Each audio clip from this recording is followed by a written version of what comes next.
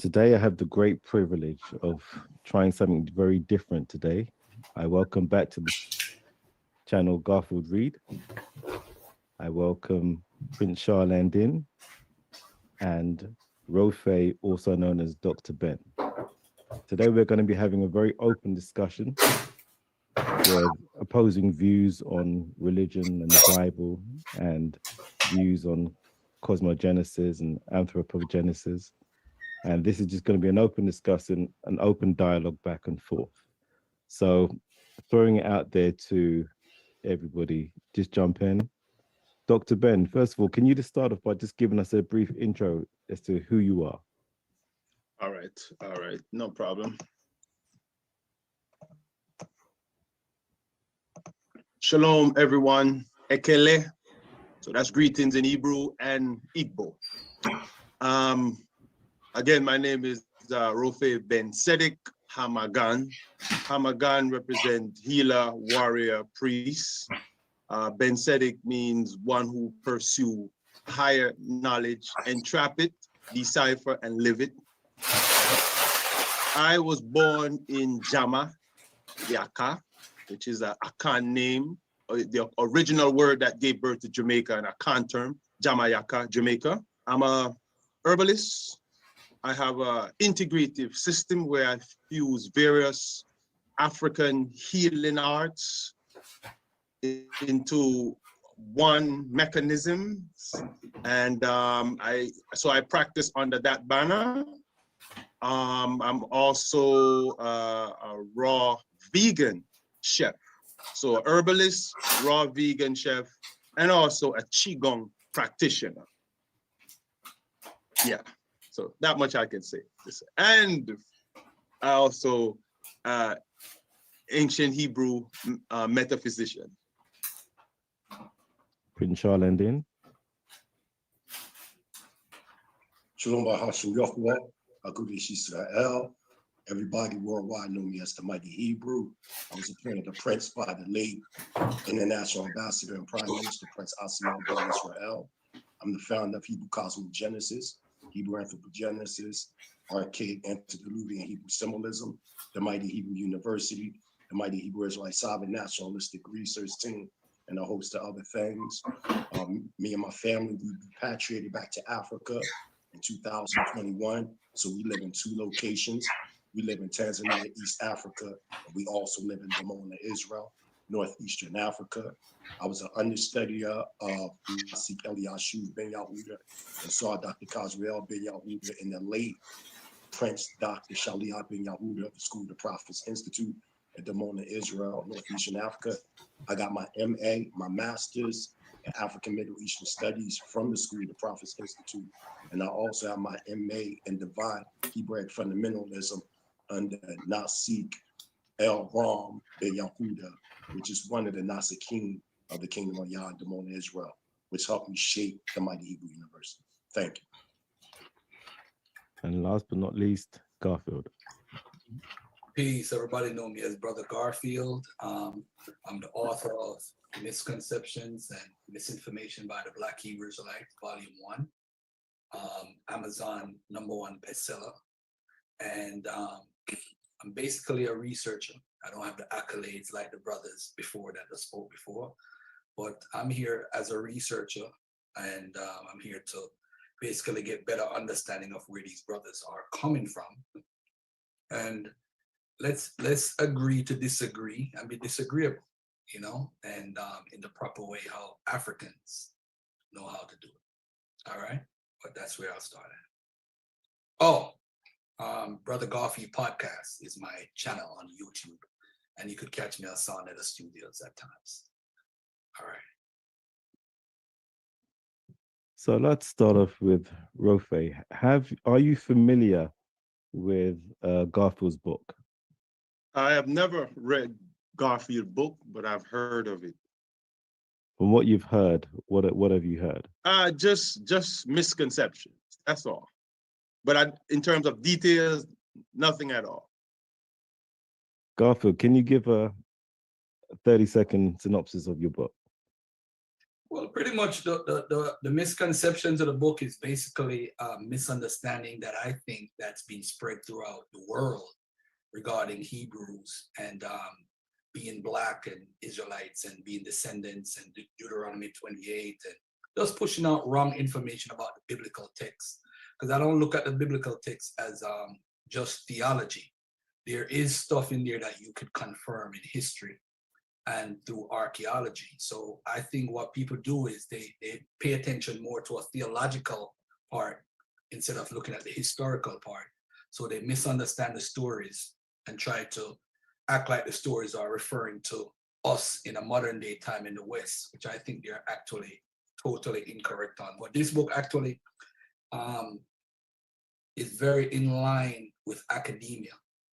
And I do want to talk about academia too, because I've heard the charges by Prince, by Mighty Hebrew, and I heard what my brother said on Sonetta.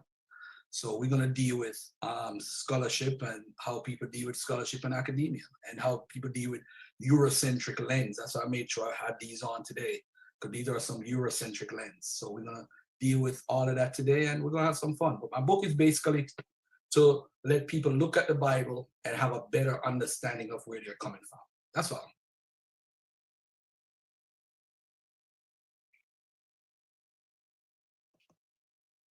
Rofe, does that clarify, give you a bit more of an insight into where Garfield's coming from? Yes, it does. So based on that, do you have any questions for Garfield on that? Well, I would rather Garfield just extract a quote from the book, like share an example of particular misconception, and then I can respond appropriately to that.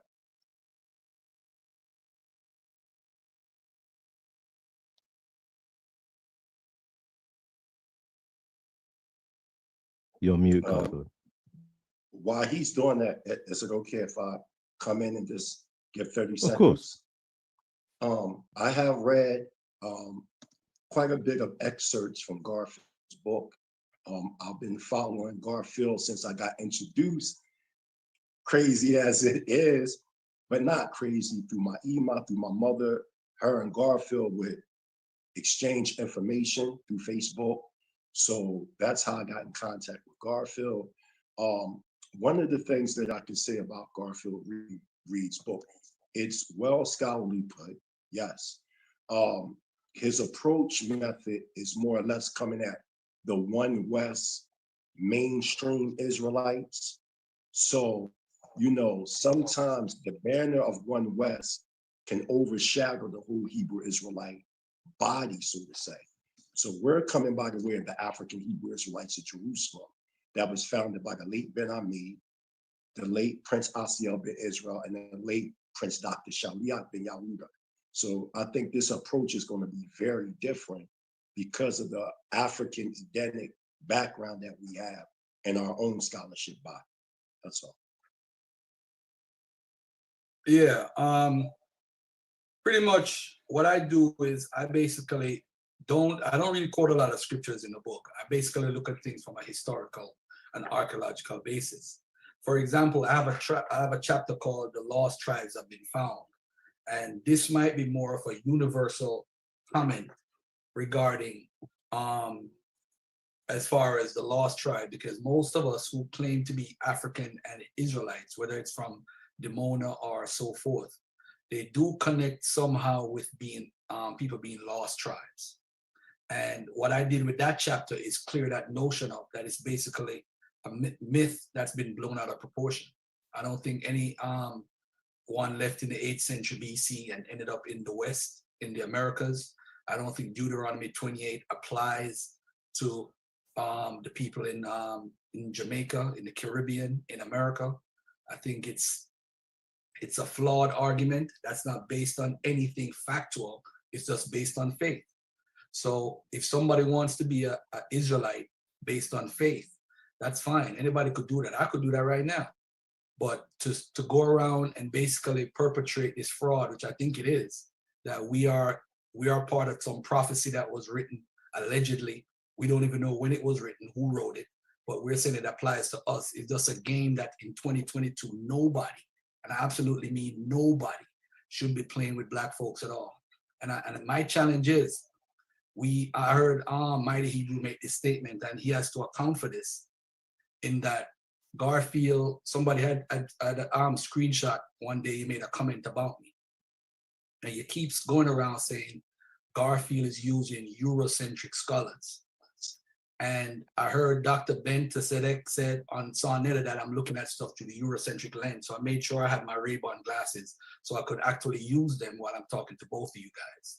And what I am saying is, you guys are pushing a white man's religion with a black face.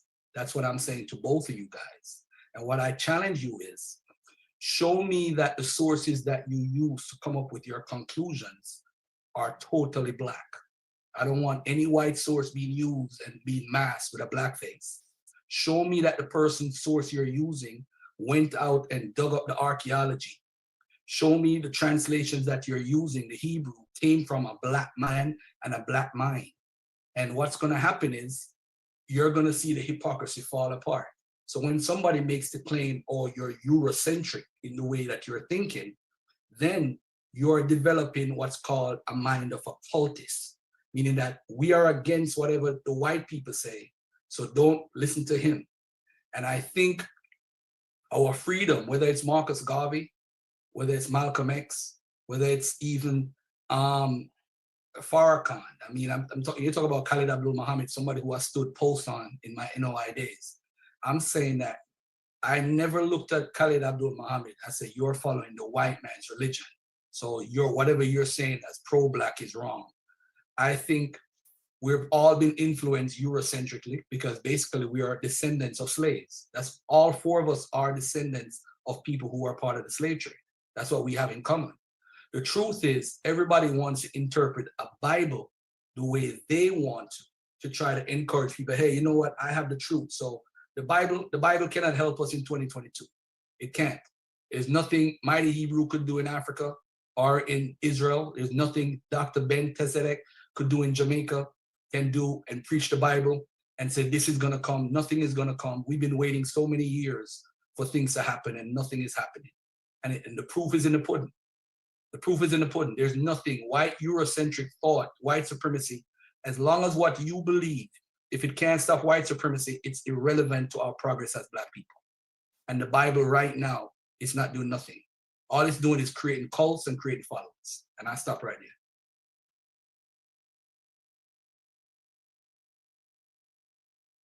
there. Okay.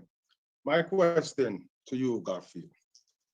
You said there is nothing that Mighty Hebrew or myself can share with our people from a biblical perspective to stop white supremacy. Now, I ask you a question, and you can answer this within, well, don't have to be extensive. What do you mean by stopping white supremacy?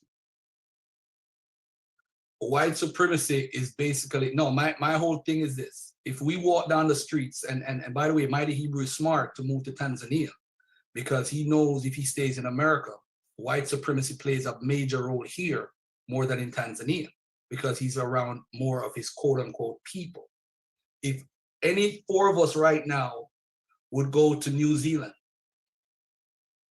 we would be treated as horrible as possible because of the color of our skin. We would not be treated the same way as somebody who's quote unquote white. So teaching the Bible, what is it really doing though? It can't stop white supremacy. It serves no purpose. What we're doing is trying to get Black people to join a wait and see program. We are waiting, just like how the Christians have us waiting for 2,000 years for something special to happen. And when it doesn't happen, what's going to happen? We're all going to die and nothing is going to happen. So you preaching the Bible or Mighty Hebrew preaching it does nothing for us.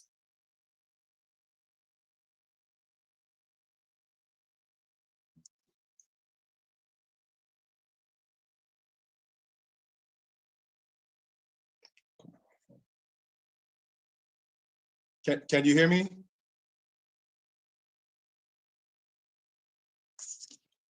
Can anybody hear me? Yes, we can hear you. All right, Like so you went out. Okay, yeah, it sound did. like, but now I can hear it. I can hear it too now. Okay, so here's my next. I understand. Now, you use the term wait and see. There is nothing that Mighty Hebrew teaches or that I teaches coming from the Tanakh or the Torah that deals with wait and see. I'm an herbalist, and I ain't gonna tell you to wait on somebody coming out the sky or none of those concepts. I'm gonna give you practical, tangible things to do to correct your issues. And I base that on the very language Hebrew. Everything about the language, the 22 letters, 22 amino acids, that's something you can prove.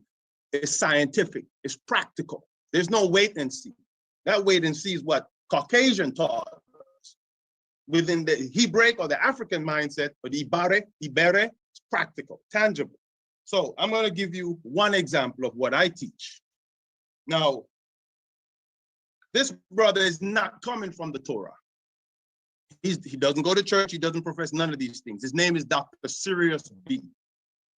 And he's well respected. He's a scientist, master musician, right? He's a herbalist too. And he made reference to 6,000 years ago, where in which he said, in Kemet, the cat was domesticated. But he said, within the cat intestine, develops a virus known as toxoplasma. And the toxoplasma, when the cat defecates, the toxoplasma produce a pheromone that attract rats. Once the rat consume the toxoplasma or the excrement, the toxoplasma then makes its way to the amygdala, which sits behind the nose. The amygdala deals with flight, fight, your ability to sense danger, your survival imperative, sex, wants, desire. It communicates the desire of the pons and the medulla, or the reptilian brain, your animal nature, right? So now, once the toxoplasma infects the rat's ability to see the cat as being dangerous, or let's use the word as white supremacist, non-existence. The rat now sees the cat as a friend. So Dr. Sirius B used that example to say, the mass of, there's a high percentage of Black people who are infected with toxoplasma. And the toxoplasma caused them to exhibit schizophrenic state of existence. They can no longer see the system or the Caucasian as being a threat, or they adopt certain thought pattern and behavior that they don't even see that as part of the means that is used to enslave you, right? So he used that example. What I do is this. I heard what he had to say. And because the Hebrew language is scientific, I now go into Deuteronomy 28, verse 60, because prophecy have to be correlated or substantiated by history and science. So since Deuteronomy is purported as the prophecy pertaining to what will happen to a particular melanated people, I have to now, I have to now go in and make the correlation. So when I go in to Deuteronomy 28, verse 60, it says the plagues of Egypt will cling on to you.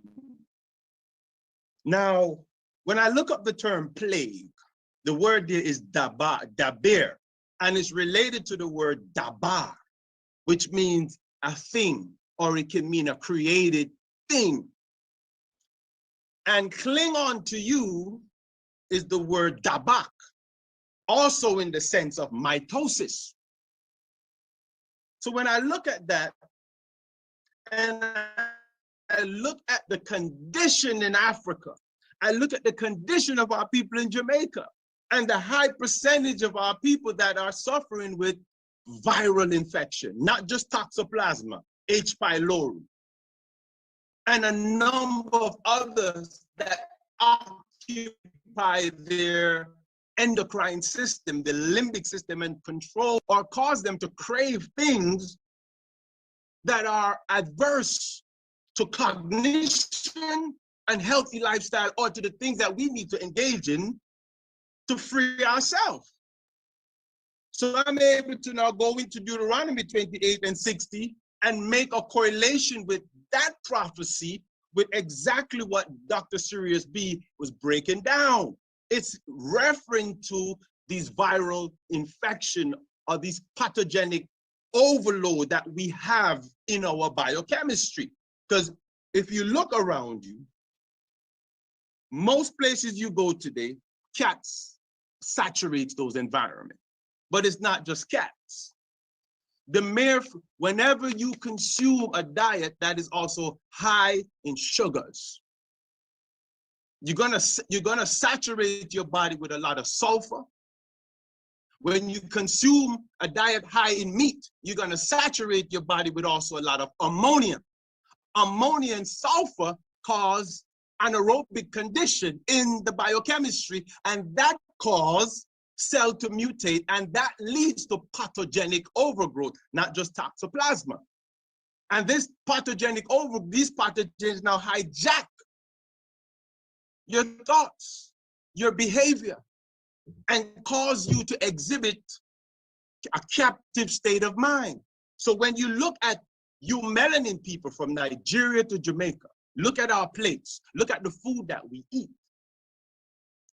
Saturated sugars and animal flesh. So there is a lifestyle that came about because of our degeneracy from laws that deals with nutrition that cause us now to develop these pathogens within or create the acidic condition within our biochemistry to attract even pathogens that existed externally. But it's not just that. The very system of white supremacy engage us in biological warfare. They create viruses and race-specific pathogens to infect us. And these pathogens go and control our amygdala and cause us to be trapped in what is called animalistic behavior or flight or fight response. We're always in survival mode. So I just wanted to make that correlation. So when you read Deuteronomy 28 verse 60, it says these plagues or these created things, deber, dabak, will cling on to you. And we witness that. We are witnessing that today. We have high cases of lifestyle related disease. Absolutely, absolutely. Okay, go ahead. No, Hey, no, go ahead. you want me to go, Mighty Hebrew? I think Yeah, you gotta can put go a clock. ahead. I think you gotta put a clock on Yeah. everybody, bro, because my Yeah, brother you ranted can for go 12 ahead. minutes. 12 minutes, and I don't want to rant for 12 minutes. Yeah, I'm gonna restrict the responses to 3 minutes. All right, cool. All right. Okay. All right, Let's do this. Since Dr. Bain Zadie went 12 minutes, let Garfield go until he's finished his story. Then you start with me 3 minutes, and we keep going 3 minutes down the line. Great. Okay. All right. Cool. Hey, let me say this first of all, and I don't believe not one word Dr. Ben just said. It was a bunch of gibberish, and this is the problem. And if I try to fact check him, I'm listening to the white man. This is what's ruining our community. Everybody is a leader. They want to teach. I support you saying the diet. I do agree Black folks need to cut out certain foods, and we need to eat better as a people. I don't need a Bible to tell me that. I'm a grown-ass man. I think what you're doing is you're attaching everything to the Hebrew Bible because you are basically a part of the cultic white mind. That's the white mind you need to worry about, building cults through the Bible. You're having what's called a Jim Jones moment. You serve no purpose for humanity outside of what you teach regarding health, which I don't know about because I don't trust nothing you say. You just said that this crazy guy, Sirius B, is a great mind. Based off of who? Who would listen to a guy who's talking about cats in Egypt without research to back it up? And this is what we do on social media. We could come on and spew and try to sound intelligent. Oh, 6,000 years ago, the cats were domesticated in Toxoplasma, and it attracts the rat and try to. You're not deep, bro. It's a bunch of gibberish. And this is what I hate about what Black folks do. All you need to do is put a plan together so we could overcome this struggle. In Jamaica right now, 28 families control over 80% of the wealth. What are you doing to overthrow that while you're in Jamaica, hiding in a damn corner in Mandeville? What are you doing to topple white supremacy in Jamaica? Our people are bleaching their skin to be white because they hate being Black. That's a bigger problem than reading Deuteronomy 28. And Deuteronomy 28, sir, is not even a prophecy. It's not, this is the lie that you are going around teaching our people, bro, and talking about how Deuteronomy 28 is a prophecy. It is not a prophecy. It's basically a condition. This is what allegedly Moses wrote it. He's basically telling us, if you don't follow this, this is going to happen to you. So you're telling me for over 3,000 years, Black people who are Israelites have been living under curses, and you want us in 2022 to follow that garbage? That's crazy. Now, Deuteronomy 28, no matter what it says, though, a lot of it has to do with actually people living in the land. If you're not aware, I could pull up the scriptures myself and read it. But the issue here is, I never once said that systematic white supremacy or white supremacy is not a problem. But you basically said that. But you reading Hebrew can't save us? Well, so if the police stop me down the Black esoteric, you're gonna tell him, hey, I know Deuteronomy 28, bro. Don't beat me, don't kill me, because I know Deuteronomy 28. He gonna beat you in the head. That's why I gave the example of us all going to New Zealand, because we have the same shade. Our skin color is pretty much the same. We're gonna be mistreated based off the color of our skin. But what you're leaving out, buddy, is that all of this traces back to your filthy book you call the Bible. If that Noah story with Ham wasn't misinterpreted by Eastern Christians, by Jews in the Talmud or whatever they're writing in, talking about we are cursed with our noses big and thick lips, and we are cursed dark, and we have big long donkey dicks and all this craziness. If the Arabs never used that book and said that we are Kush, all Black people in Africa is Kush, the trans-Saharan slave trade possibly wouldn't have happened. That's over 20 to 30 million people. Now, when the Portuguese saw Black people in West Africa, they said, hey, look, the Muslims call them Kush and they're cursed. So they thought that enslaving Black people was the right thing to do based off of that filthy book you're trying to let Black people follow. So don't tell me about no Hebrew. I don't need to read no Hebrew because it can't save me when I'm on the street. It can't pay my bills. It can't do nothing for me. If we're going to have a united front as Black people, we need to come up with a plan that defeats and overthrow white supremacy fully. That's what we need. We don't need no gibberish. And that's all I'm hearing. Serious B this. I don't know. How do I fact check Serious B? And now you're giving out medical and information. Who is fact checking what you're saying? I don't believe you. I don't trust it. Not because it's from a Black man, I should just take it. I want to go to a lab with a physician or a researcher and research everything that you're saying, because I don't believe you. I don't trust you. Anybody that's trying to push Deuteronomy 28 and the Bible to us is no good for Black people. I'm telling you that straight up. I don't care who it is. It could be my father. It ain't no good for Black people. And this is the problem. I'm looking at it from a Black man lens who lives in America, who could be stopped any day on the street corners for just walking around being the dark-skinned guy. That can't save nothing for Black people. I don't care. That's why Mighty Hebrew moved to Africa. You know what time it is in America? Because you walking around today dealing with these cops and this system is totally against us. So you're telling me I got to read a scripture to the police when they pull me over? This is nuts. But I'm going to stop right here.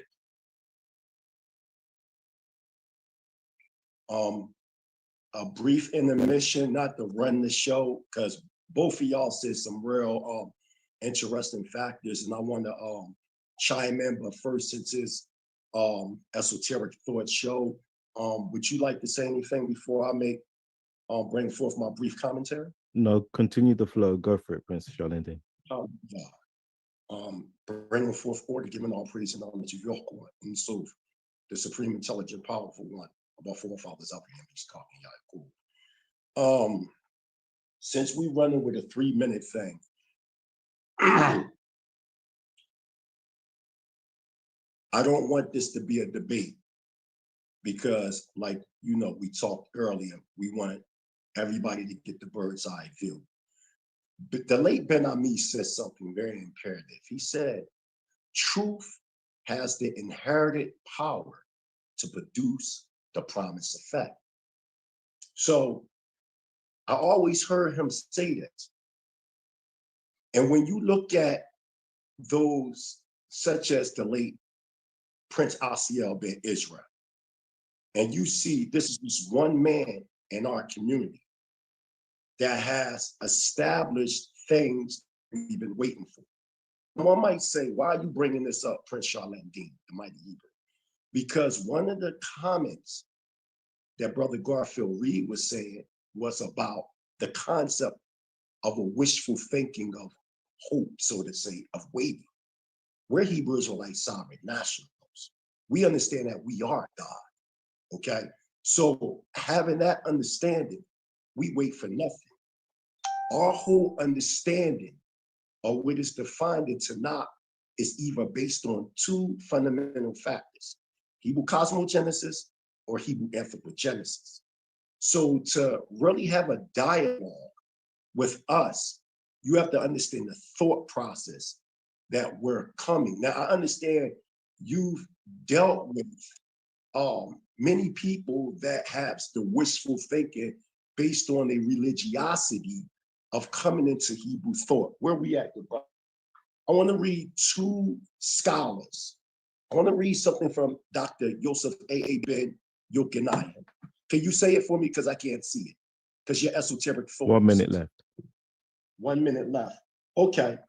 I want to read something from Dr. Yosef A.A. Ben Yochanan in his book, African Origins of the Major Western Religions, because the understanding that we're coming from is from respected Afrocentric scholars and even scholars amongst our peers of the Hebraic presence in Africa.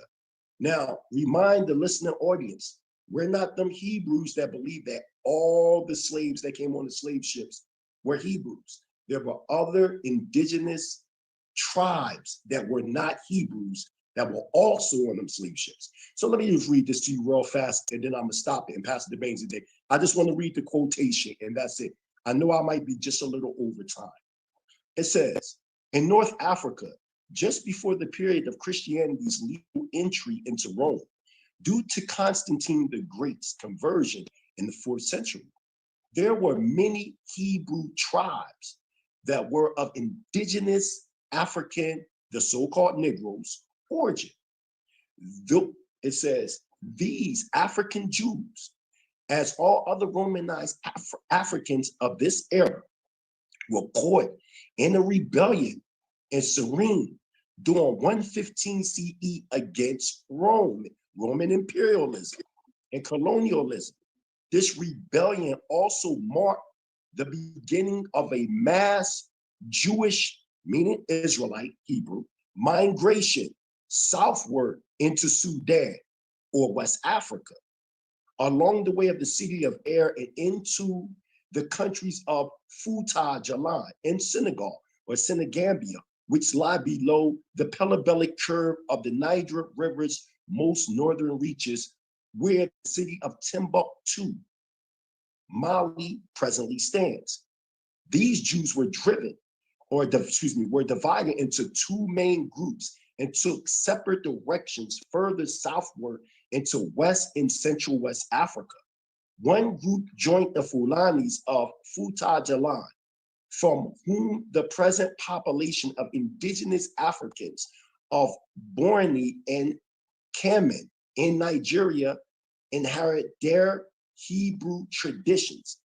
This indigenous African Jewish penetration from North Africa into Sudan, West Africa, even reached the borders of Lake Chad in Central Africa. So I want to stop there. So we have Dr. Yosef A.A. Ben Yokanayan, a respected Afrocentric scholar worldwide in the Black communities, letting us know that there was indigenous African Hebrews that migrated from Northeastern Africa, miscalled the Middle East, into West Africa and amalgamated with the indigenous population of that area. Having that in retrospect and understanding, it is clear that it is possible that there were tribes in West Africa that had Hebrew blood in their veins, and even an amalgamation of Hebrews with these indigenous tribes that went into the transatlantic slave. Excuse me. Transatlantic slave trade. So I just wanted to put some historical value, because we're all quoting. Well, I'm the one that actually really quoted something first. So I'm laying a foundation. And what I'm going to do, I'm going to let them two dialogue. But every time it's my turn, I'm going to bring a historical reference from an Afrocentric scholar, verifying what we're saying. So as he's breaking down what he's breaking down, I'm going to break down the historical chronology that there are Hebrews in West Africa. There are Hebrews, not converts. How much time he used, bro? How much time did the Hebrews people? That's 6 minutes. So because there's two of you, because there's two of you, after each of you, Garfield will jump in after each of you speak. So Garfield, over to you. It wasn't Baines a date turn. All right. Let me share my screen real quick, and let me just deal with this real quickly. And by the way, to Dr. Ben, you're misusing Dr. Ben very wisely. And because he's Black, I must accept Dr. Ben 100%. And I'm going to show you something. 70 AD and 1 million Jews into West Africa. I want everybody to look on the screen, and I want the same 6 minutes that he got. All right. Now, this is what Roman Empire looked like. This is Mauritania, which is now Morocco, Numidia, Africa, which is Tunisia, Cyrenaica, Egypt, and parts of Sudan. This is where the Roman Empire control, all the way up to where Germany is, Greece, whatever, right? Now, this is from the only person who lived in the time period of 70 AD and was a historian was actually Josephus. There was no other historian alive at the time that documented this, who lived during the time of the war. So as far as a primary source, he's the best guy for the job. He talks about how many people were actually taken. He actually said, look how many people died. The whole siege was 1,100,000, which is 1.1 million. This is where this whole 1 million thing starts from. 97,000 were taken to Cyrene. This is Roman province of Judea, because it included Idumea at the time, and it included all the way up to Galilee. So it wasn't the ancient Judah that we know about in the Bible. Judea was somewhere much larger, Roman Judea. Now, this is the source, the Jewish revolts against Rome, AD 6135. And this is my white lens, James J. Bloom. He's the author, the scholar. Talks about the Masada. They committed a suicide in 73 AD. The Jews rather kill themselves than be slaves to the Romans, right? Now, they committed suicide. I'm not even going to read everything here. Y'all could screenshot this when it's shown and everything, all right? But the issue now is the Sicarii who committed suicide, they went to Cyrene where these 97,000 were. Remember the 97,000 right here? They went to Cyrene, and the people, the Jews, snitched on them. Because why did they snitch on them? Because they wanted to do another revolt right after the 70 AD war. So Jews, whether they were Black or white, I don't care. I'm going to use the term Jews for the record, because they're Judeans. Now let's look at how difficult it is to go across the Sahara Desert. This is the Sahara Desert. And for those who don't know, over 18,000 people in the last 6 years have been missing or killed in the Sahara Desert. This right here is one of the most difficult places to cross. Human beings today who have cars and equipment can't even do it. So how did these Africans go into whatever and do what? You know what happened, brothers and sisters? Let me scroll down a little bit. And let me get to, hold on 1 second here. Let me get to this thing right here. Where is it at? Oh man, oh, here it is right here. Let me get to it right here. This is the 5 Roman expeditions into Africa, where they went to near Lake Chad twice. They went to near Niger. They went to near Senegal. This is the trade routes that they're developing, because remember, the camel was not domesticated at the time. So a large amount of people could not have gone anywhere without being a part of the trade routes and the camels, because they would have died. So again, if we want to say our people went into Africa, and during the Kittos War, by the way, for those who don't know this, and I don't think the brother Mighty Hebrew knows this, the Jews were killing the Romans and they were eating them. They were cannibals. They would take off their skins and make belts. They killed a lot of the Romans. Okay. Oh yeah, it's right here. And all consequently, 220,000 perished. In Egypt also, they performed many similar deeds. Look at this. They would cook their flesh, make belts for themselves of their entrails, anoint themselves with their blood, and wear their skins for clothing. Many they sawed in two from the head downwards. Others they would give to wild beasts, and force still others to fight as gladiators. Yes, it is a white source, but actually this is a primary account of what happened. Who else are you going to get it from? They're reporting what the Jews was beating their ass. So whether you want to say it's a white source or not, I don't care. I'm just reporting the history. Cyrene was wiped out of Jews. So the Jews, the 97,000, remember the 97,000 esoteric that Josephus talked about? They had to leave Cyrene. So which Israelites actually went into the interior of Africa? They couldn't have, because they were wiped out. So now you're saying, Dr. Ben says, I want you to provide a source, because my source is right here. This white guy named Appuleius and Antony in the Roman historical essays, that's one of the sources. And here's another white guy for you, because I like the white lens, James J. Bloom. He's a historian on the Jewish revolts. So now, how much time I got left? 1 minute. And now, so that now starts the whole thing. So they were, Cyrene Jews were exiled. After the war ended, laws were placed ordering the exile of Jews from Cyrene, reduced the Jewish community of Cyrene to insignificance, and set it on the road to inevitably decline. This shows that who went into Africa at the time, unless you had an expedition like the Romans. The Romans had their expedition. They had 5. They had the money, they had the resources. And you know why they were going into Africa? Because they wanted slaves. Because remember, the earliest Ghana, you're talking about Ouagadougou. Ouagadougou used to trade with the Europeans and with Africans, because they wanted the gold, and they took also our own African slaves into Europe. The Jews were there financing the trans-Saharan slave trade. So hence, where is this people going into Timbuktu? I'm not saying Jews didn't go to Timbuktu. I'm going to get to that the next time I speak, because that's easily breakdown. And guess what? Those people are described as white people sleeping with black African women. We have sources for that. And that's how you get what? Come on, I'll take you to class on this stuff, man. Come on, that's easy. I'm not saying Dr. Ben is wrong. I'm just adding on to what the elder said with new information that we have now. I'm not saying that, don't come back here and say, do you think Dr. Ben? No, Jews did go to Timbuktu. They have the Bambara Jews. And those people are documented. They were dark-skinned.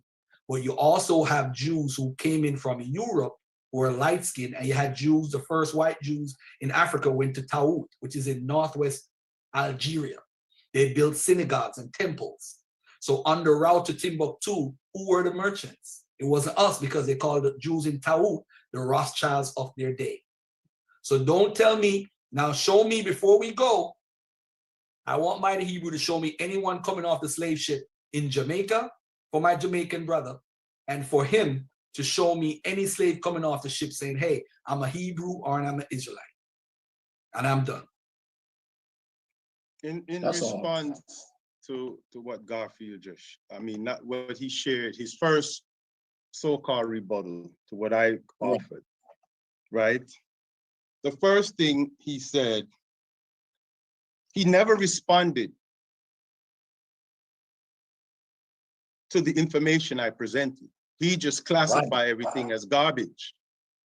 No, Right. a true scholar, a true researcher, a true scientist will never do that. Secondly, you label Dr. Sirius B as crazy. You don't know the brother. You don't know his body of work. You don't know the fruits of his mastery as an herbalist and the results he have gotten within the Black community. He's featured a lot on Black Magic YouTube channel and well respected. He get results. I would never come out and just utter certain words against certain individuals who getting certain results. You have not addressed anything that he presented. If you wanted facts, information relative to toxoplasm, he's not speculating. He's a scientist. He goes to the lab. He investigates these things. He said it, and he gives you references to authenticate this. Now, I'm going to stick to my point. Reference to prophecy, science, and history. All I am looking at is the behavior of a people and how that is tied to their diet. Not just diet. Diet is also your environment. Diet is also the fact that you're living in a white supremacist system that is targeting us with biological warfare by the way of pathogens. We know that. We saw that with COVID, right? So the only reason I'm mentioning Deuteronomy 28, verse 60, because there's a prophecy pertaining to a people who will succumb to certain created man-made plagues that will cling to them, multiply with them by way of mitosis. That's what that word dabak is saying. So if I point that out to our people and say, yo, there is such a prophecy, but that can be authenticated with history and science. Check out what Dr. Sirius B have to say on this subject, but he's not the only one. You have European scientists who's highlighting these things as well. Now, let me give you a quote. You can look this up. It's CNN, July 26, 2018. Caption read, cat poo could reduce your fears. Now, I'm gonna quote a few things out of here. A new study. Is it time? Time. Okay, well, in closing, cat poo could reduce your fears. You can check out that article, and that's from CNN, and they're quoting a number of experts in the field. So that's not speculative information. That's it. Garfield. Absolutely. You know what? My turn. No, Finch, what are you doing? You're taking over the show, bro. You're taking over the show. No, let me say this. Let me say this to the brother real quickly here. Dr. Sirius B is a crunk. If he's on Black Magic Channel, I love Rich, but he's crazy. That's pseudo stuff. And for you to reference the Black Magic Channel, that alone should tell the audience he's a crazy dude that puts information out. Now, you're talking about CNN. Now, the white man, are you using your Eurocentric lens by referring to CNN? Why are you telling me about CNN? That's the European. Why are you now running to the European? And you telling me, Sarnetta, you say, Golf, you got a Eurocentric lens. Who is this guy? Now, this is the point I'm trying to make. I don't trust nothing that you're saying unless I could review it and study it myself. That's what I said. I don't know Sirius B, but if you're saying if his claim to fame is on Black Magic, that alone should tell me run for the hills. I'm not trusting nothing on there. Nothing against Rich. I love him. I love Rich. I love his channel. But you know, most of the stuff on there is pseudo, and it's pseudoscience. So for you to refer to him tells me about you. You're a pseudo. You're pushing pseudoism. And then you're pushing Deuteronomy 28, a book you don't know who wrote it, when it was written. Then you're telling us it's prophecy. It's not prophecy. So you don't even know what you're talking about. You might as well leave the Bible out of this, bro, because it can't do nothing. What's the magic wand in the Bible that's going to save Black people? It can't do nothing. Me and you could right now write a book and tell people, hey, this is the best. Cut out these foods. We could agree on this. We could agree on diet. But now you're saying that the government is making pathogens, but you on the white man's, what's this, on Zoom or YouTube recording? So the white man now has access to you. He knows where you're at. It's fine. So why are you worried about the white man then? Why are you so concerned? If he's gonna have your page all over YouTube, bro. We know who you are. So if you're such a threat with your information, you would even show your face. But the problem is it's a big sham that people continue to do continuously. I have this special knowledge. I have Deuteronomy. You're not conning me, bro. And I'm gonna tell you this right now. You're pushing falsehood. I don't care what you say. The only good advice you have is that Black people need to have a better diet because of obesity. We have the heart disease, which is the #1 killer of Black people, diabetes, and all those. So that we can agree on. We need to check our diets. But as far as your information, it's pseudoscience at its highest. There's nothing you have said is factual. Why are you trying to connect us to a book that we have no connection to? You are not connected to Israel. And I'm going to prove it when the next time I speak. You can't prove you're Israel. You can't prove that. And you could try to mix up Asante and Ashan and all this craziness, but you can't prove that. You are an African, and that's it. Hebrew is because that's your religion and faith. You're trying to perpetrate this fraud, just like the other brother on the panel. It's not real, period. I'm done, bro. Giving all praise and honor to Yahweh. One of the things, now let's get into the psychology of your mind, Garfield. Since you've been up here, you haven't showed us once any Afrocentric scholars at all. Now, we don't have a problem with European scholars as long as things are being put in the proper context. One of the things that you did was you thought that you can show elaborate maps as if you was denying the fact, or the maps and the information that you brought was denying us coming into Africa. It never even said with the sources that you use, it never even said that they migrated anywhere. That's number one. I'm in this book called The African Edenic Heritage, Exploring the African Presence in the Promised Land. Excerpts and commentary from the African Edenic Heritage Museum by Sar Dr. Ahmadiel Ben Yahuda, right? So I want to quote a couple of sources and references to eyewitnesses. But before I introduce that, I want to read something to y'all about the founder of the School of the Prophets. To Prince Dr. Shaliah Ben Yahuda, Chancellor in charge of the affairs of the African Hebrew Israelites, whose knowledge of these matters is unbeatable, and whose ability to create others in his image adoring, and to Prince Asiel Ben Israel, International Ambassador of the African Hebrew Israelites and Great Redeemer Angel, whose voice I was blessed to hear in 1977. Let's stop there and get straight to the sources, right? Because my objective is using all African Edenic sources. You remember I said that? That's how I would do it earlier. So that's what I'm going to do right now. So I am in, first I want to read Dr. John Henry Clark real quick. In the Arab conquest of Egypt in the last 30 years of the Roman dominion, Dr. John Henry Clark says Roman exploitation, taxation, and ruthlessness caused a lot of the original Africans in North Africa to move further into the body of Africa. The question is often asked, what happened to North Africa's Black population? This is part of the answer. Then you go into another book written by him called Notes for an African World Revolution, Africans at the Crossroads, page 276. Dr. John Henry Clark says, there is a need now to study the migration of the Jews after 70 AD, when the Romans destroyed their temples and started the dispersal of the Jews of that day. Where indeed did they go?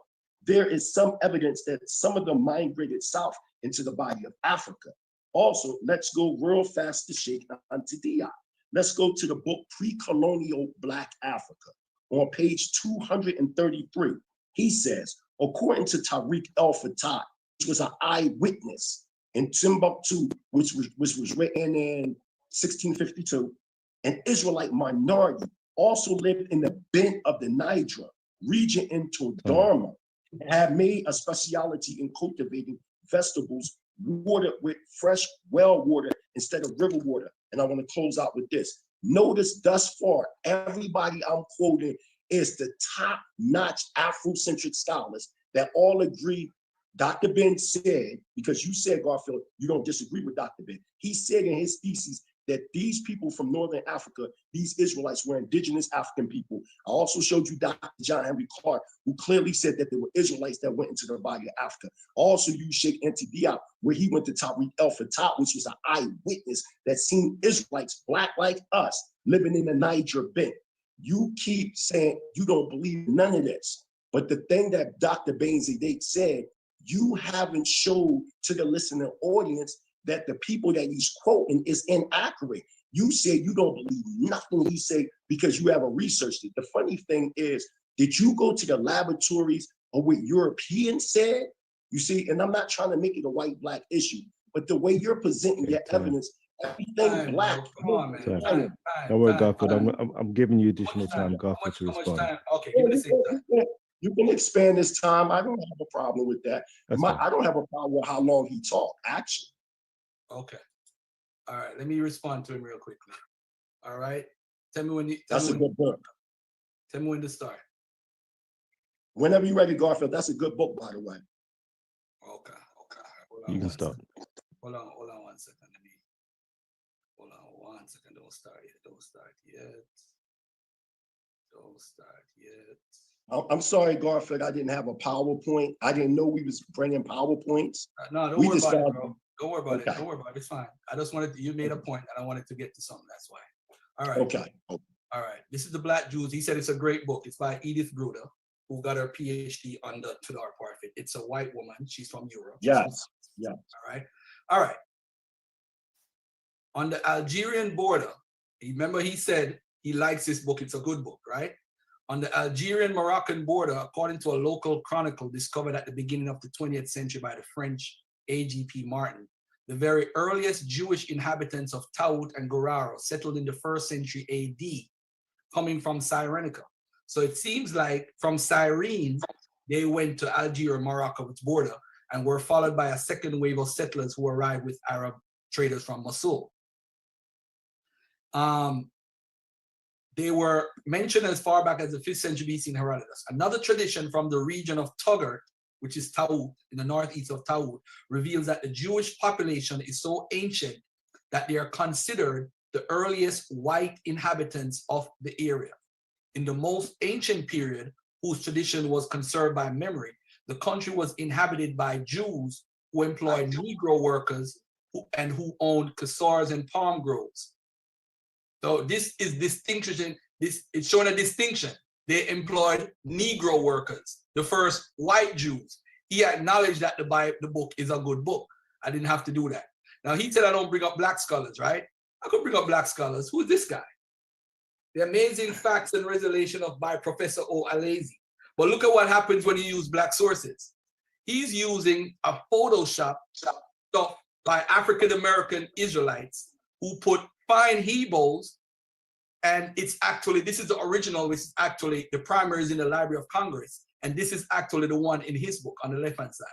This is how pseudo this professor in Africa is, who is respected by everybody as a scholar. So just because of the color of his skin, don't interrupt, Mighty Hebrew. Mute your mic, bro.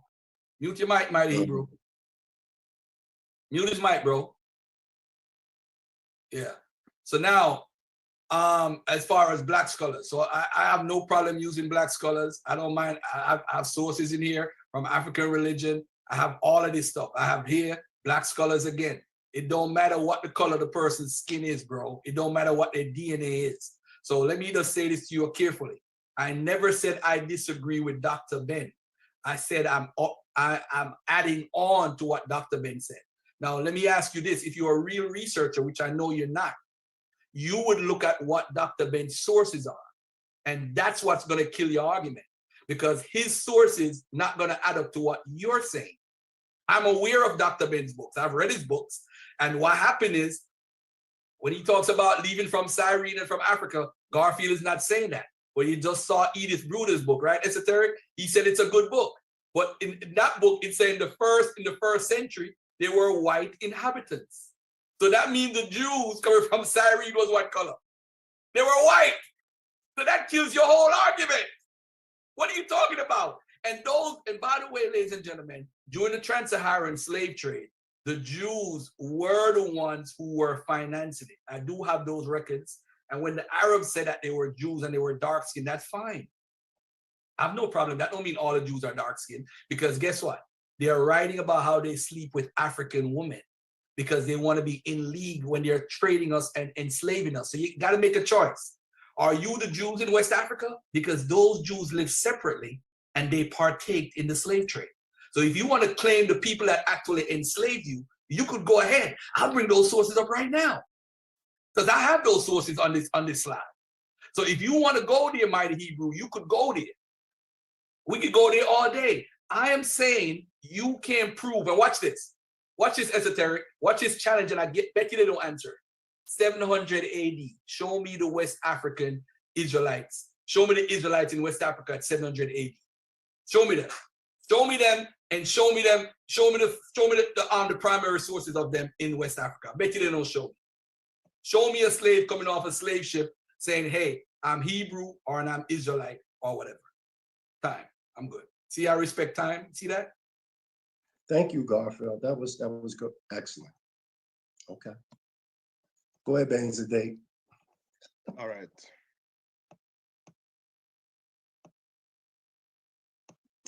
Going back to Garfield. Earlier you said,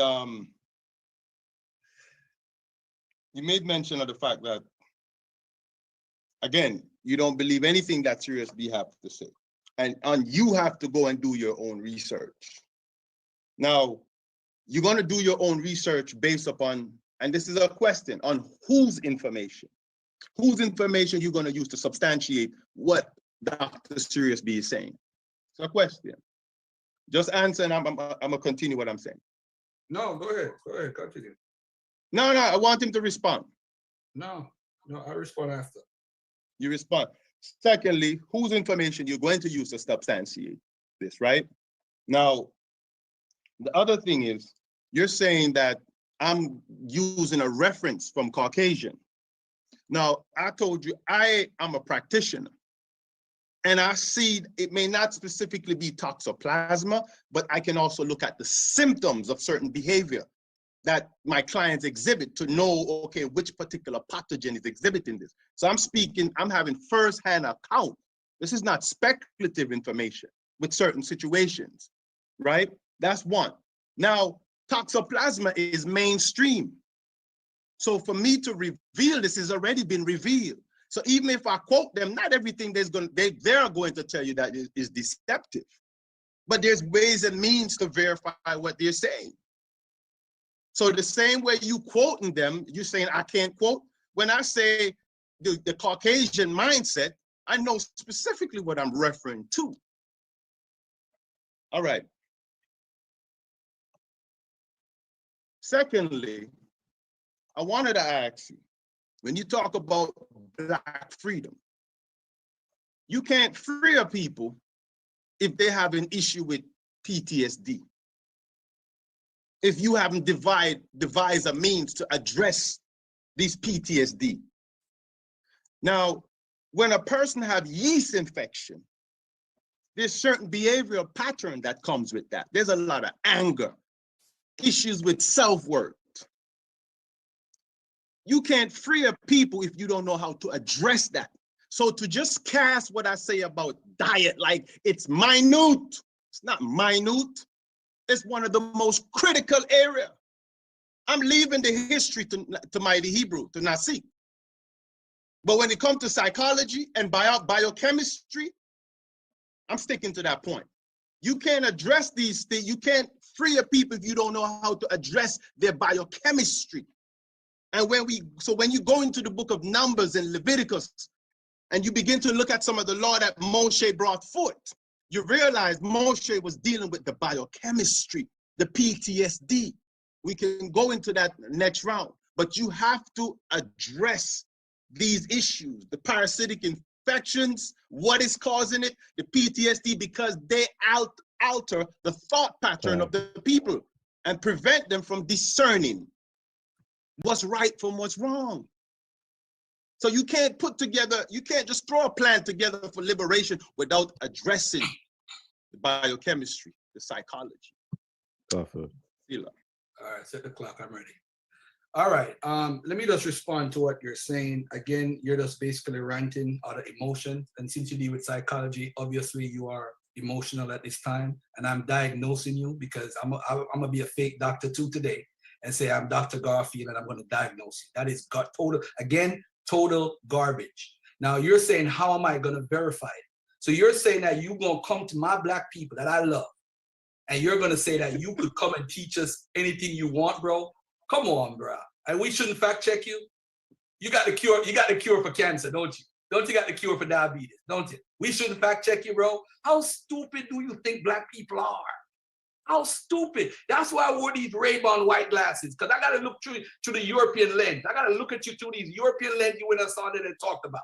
So I want to look at you right now and say, bro, stop fooling black people, bro. Stop it. You're not doing nothing. White supremacy is laughing at us right now. You could go in your back and cook up a remedy and say, hey, drink this. It's good for heart disease. And we should just trust you willingly, just like that. Listen, trust is not a word I like to use with science. Because if somebody came to me and said, hey, I'm your dad, you're my dad, I'm gonna take a DNA test by what the Europeans, their standards, and find out if it's my child. So saying the European is gonna verify what's on CNN, I don't trust what it's because it's on CNN either. I have to do my own research, bro. That's all I'm saying. So you're saying we shouldn't do no research, just believe you and Serious B?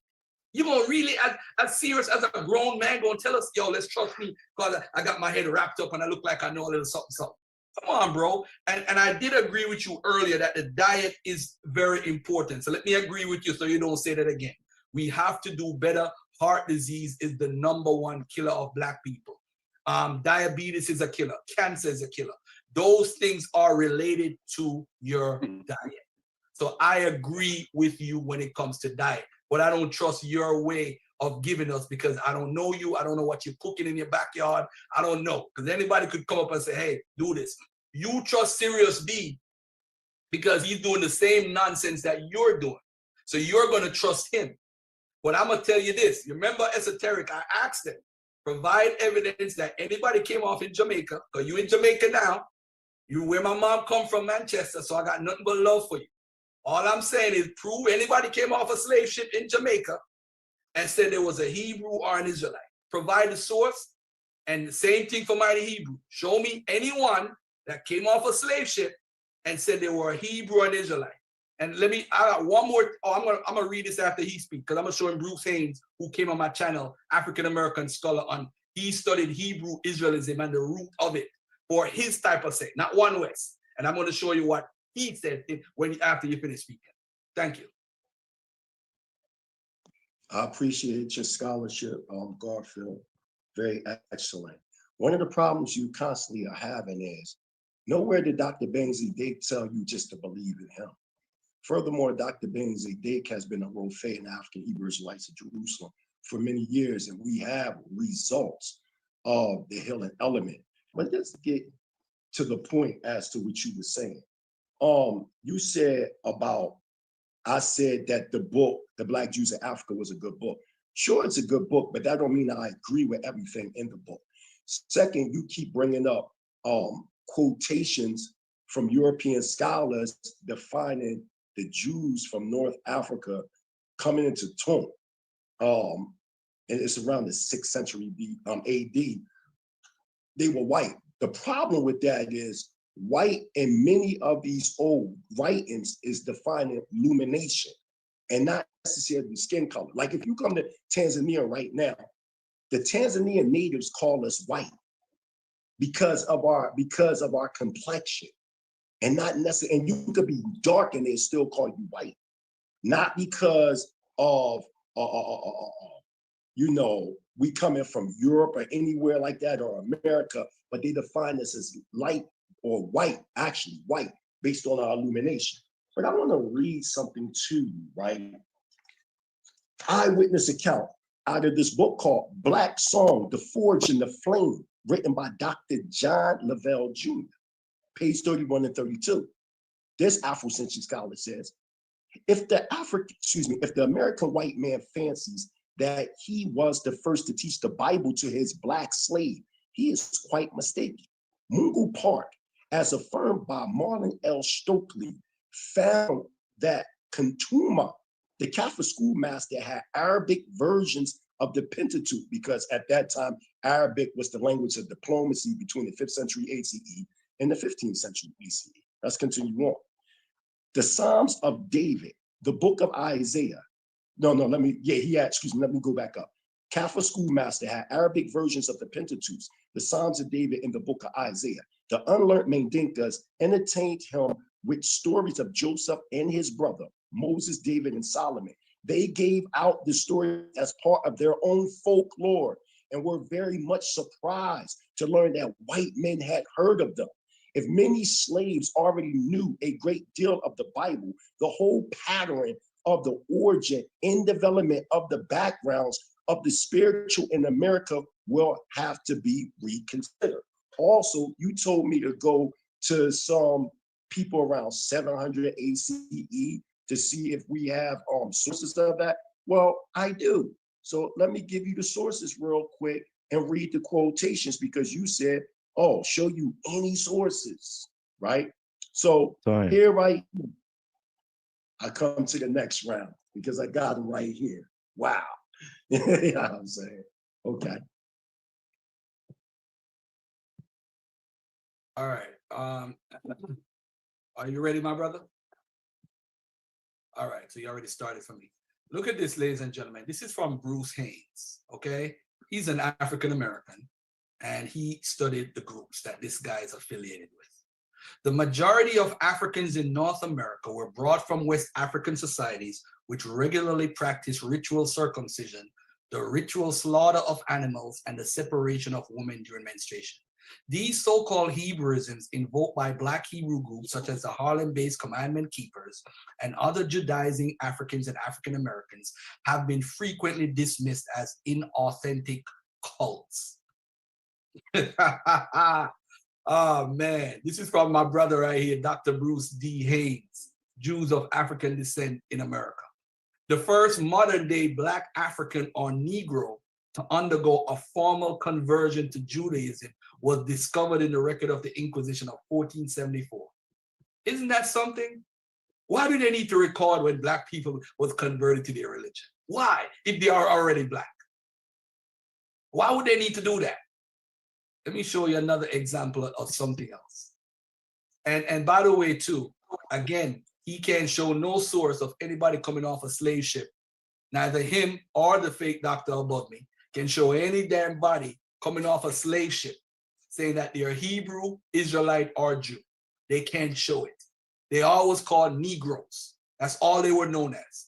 Now, this, by the way, ladies and gentlemen, this is the primary source. I don't know if you guys are familiar. Jews were forced to wear badges to distinguish themselves from Christians. If Jews were Black, there would be no need for them to be distinguished. Jews, a study of race and environment. Right here, this is the primary source. Guess which one is the Jew esoteric? Not this guy in the middle, but the guy that's holding them. These guys are done. They are perpetrating a fraud. This is why nobody respects them in the world. They go to Dimona, and you don't want me to go into Dimona, because I know that history very well. This man said, and I have it on record, that he don't want to be a part of Black Power. So for this Dr. Ben guy to be a party with Dimona and Mighty Hebrew, why they don't tell you about Ben Israel or whatever his name is in 1960s when he said, I don't want to be a part of Black Power. And he went to Liberia or wherever and was selling ice cream. He didn't want to be a part of Black Power. So for you now to come now in 2022 in lineage of this guy who was fake from the jump, well, he's the Messiah and all that crap. How are you going to tell me about how Black people need to have diet? You can't tell me nothing, because the guy that created the Mona ran away from the Black Power movement. But he wanted to be an Israelite and live a fake identity. Look at Mighty Hebrew. In Tanzania, he's free now, but he's still living a fake identity. None of you, both of you guys can prove you're Israelite. You don't get a show the book. You're not. Next. Time.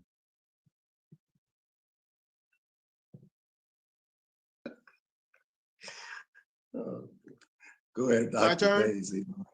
Yeah, it's your turn, man. All right. First thing, I want to ask a quick question before, and then for Garfield. Who is Asari Motep to you? And how do you respect, how well do you respect his scholarship? Yo, do your time, bro. No, I just asked you a question, bro. That might be the only thing I'm asking you, my brother. Come on, who's Asari Motep? Your time. How well is do you going, respect brother. his scholar? I'll answer when it's my turn, my brother. All right. Asari Motep, I'm just trying to find a video to put up. Asari Motep in one of his presentations said that the Yoruba and the ancient Hebrew came from the same speech community in the Sahara. Now, there's a thing in science, or what they call in science known as deductive and inductive thinking.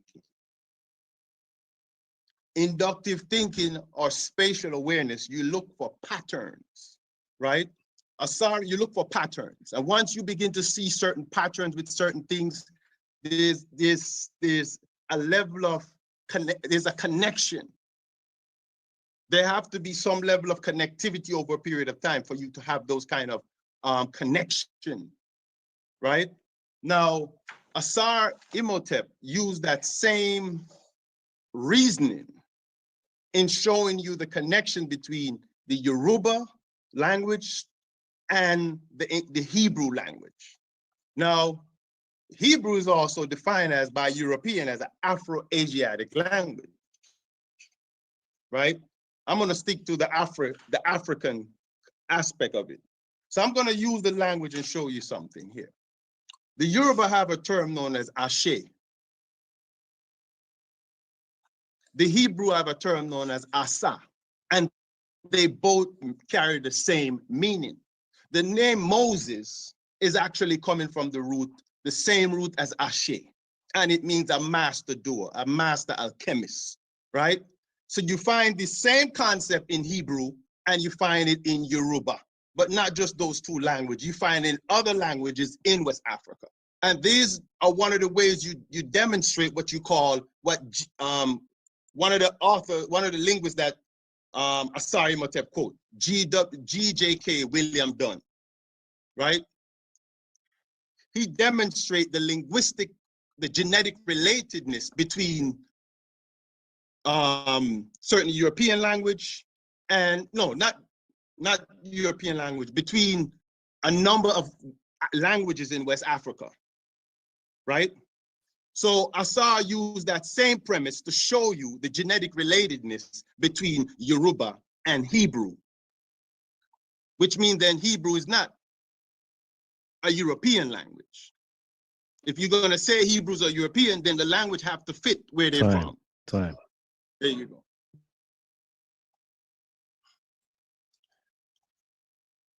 You ready for me, my brother? What's true? All right. All right. I don't know why you would use Asari Motep like you're using him against me, because again, it doesn't matter who it is. I still have to look into it. He's made, I actually respect Asar, but that doesn't mean because me and him is cool, I have to agree with him 100%. I'm very cool with him. I could pick him up on the phone now and call him and put him on the live with us right now. The issue is I have to look into that. I'm not taking it at face value. Is there something wrong with that? I'll just review what my brother said. Now look at this right here. The Negro type among Jews is yet to be mentioned. One occasionally meets with a Jew whose skin is very dark, the hair black and woolly, right? This is from Maurice Fishberg's book. I want you to take a look at what it says at the bottom. This is the Sephardic Jews from Spain with their dark Negroid features, black hair, and thick lips. The Jews, a study of the race. Look at what it says here. Galician Jews, the Negro types. Does this look like us? This is what they're classifying as Negroid Jews. So when we read the stuff in the research, you got to ask yourself what it is. Now, this is the crossing of the Dura Europus, AD 244 AD, 3rd century AD. Swarthy Jews with brown skin, right? Now look at that another page at Dura Europus. Does that look like us? The scene of Moses rescued from the river. It don't look like us. But everybody's supposed to believe all Jews are black. And by the way, I'm not a color guy. I don't care if they're white or black. It's not us. It's simply not us. What we're doing again is perpetrating a fraud to try to fit ourselves into an identity that don't belong to us. It don't belong to us. And I'm saying that Dr. Bentazedek is a fraud. I'm saying Mighty Hebrew is a fraud. You guys are not Hebrews. You're not Israelites. You're perpetrating a fraud on Black people. Whether you're in Africa, whether you want to pretend to be in Israel, whether you're in Jamaica, you're all frauds. And that's just the bottom line. You can't prove you are an Israelite. And you could go to the Bible. We could show anybody in the world that's despised and rejected. And the reason why Black people, including my brother Esoteric, is gonna feel despised and rejected is because of the fake curse of Ham that comes from that filthy book that you're trying to push on our people. If it wasn't for that, we wouldn't be here right now because of that curse of Ham. We were brought over as slaves because they were justified because we come from Ham and we curse. So get the F out of here with that BS book. I don't care how much science you want to talk. I don't trust nothing out of your mouth. You are the problem, not me. You are the serious problem pushing this doctrine on us, trying to let us feed into your cultish mindset like a Jim Jones. Oh, follow me because I have the truth. I have the science. You don't have jack shit. I'm out, man. I'm done. Sick of this. You know this. Thank you, Garfield. That was a beautiful presentation from you. Notice how we didn't insult you or nothing, but let's get straight to the point. If you notice, every time you hear us speak and when we're done, notice you keep saying, well, I have to research that. Notice you keep saying that. My mother always said, never bring a knife to a gunfight. You're not rebuttaling anything we're saying, but we're rebuttaling you. Like, for instance, if you go to the African Edenic Diaspora from Dr.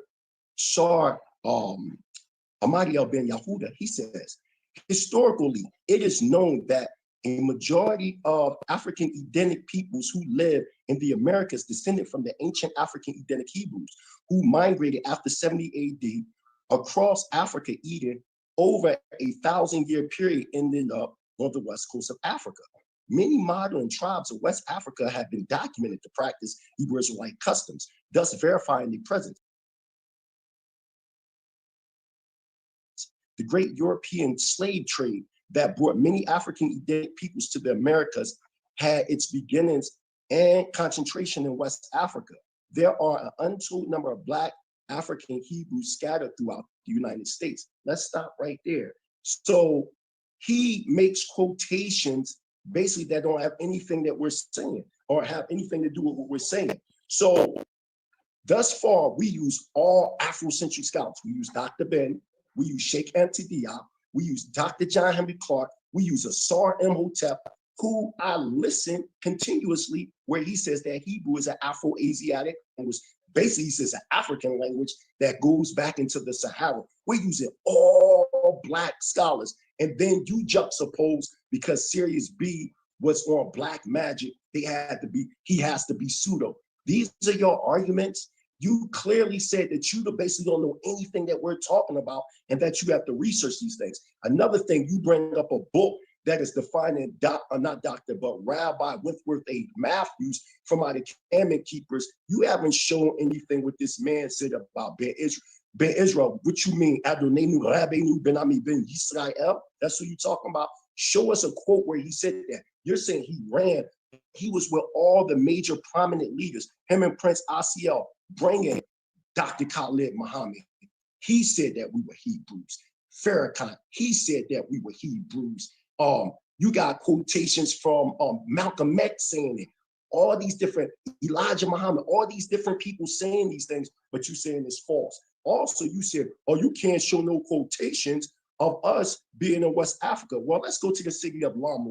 Since you saying that, and these people were recognized and identified as Black people, and also you brought up the Sephardic Jews being called Negro Jews. Yeah, naturally, you're going to have variations of Israelites miscalled Jews. The only true Jews are from the tribe of Judah. So let's build on Lam. Yes, one of the sources that I wanted to use was the kingdom of Lam, going back to the 12th century ACE. It was a Hebrew kingdom 200 miles east of Timbuktu. And my source is Al-Ezra's. And some people pronounce it Ezra. They can go there to that source who was actually an eyewitness of that African Hebrew kingdom. Thank you.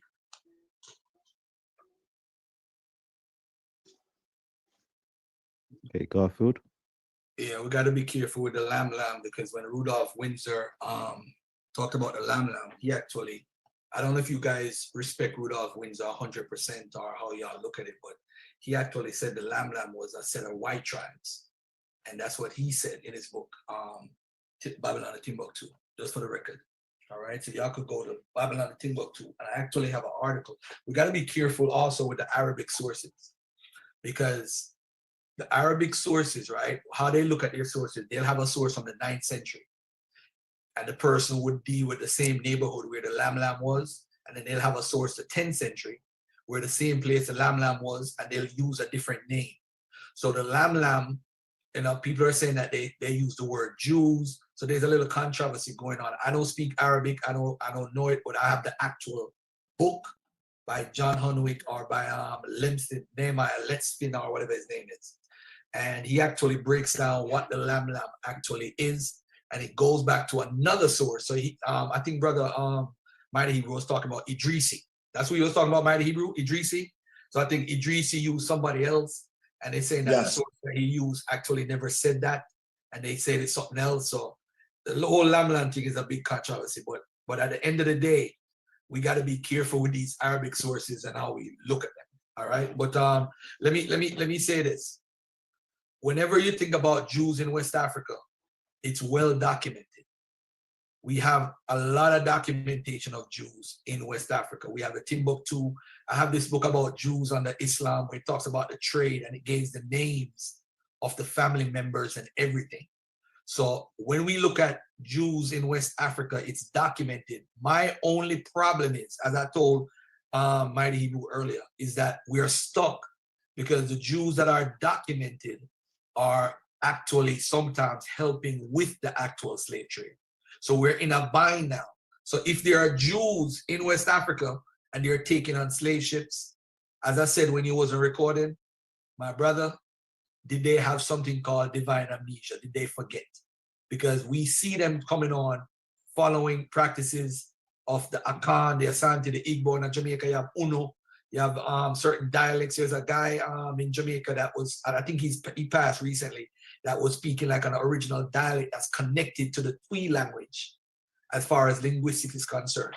So we do have a connection with the continent of Africa. I would never debate that. But saying that those people who are in the Asante, that they are Jews, I disagree with that. I disagree with that. But I do think Jews were in West Africa, but they actually slept with African women and had children. And those children helped our Luso-Africans who helped with the actual slave trade. And that's what they did.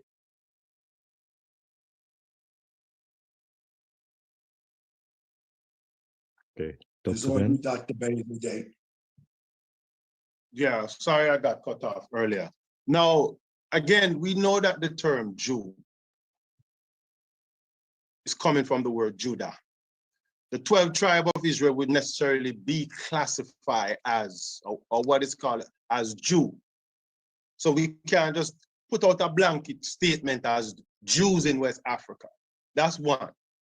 We also know that you have the Ga-Adangbe, and a lot of them came to Jamaica. You may ask me how I know. You can look at word retention, and you will see like Bombokla, Bohukla is Gadangbe. And so many other words we use in Jamaica is Gadangbe. Yofene, Ofane. My mother would say Yofene, Ofane, like it's a term of endearment. That's Gadangbe.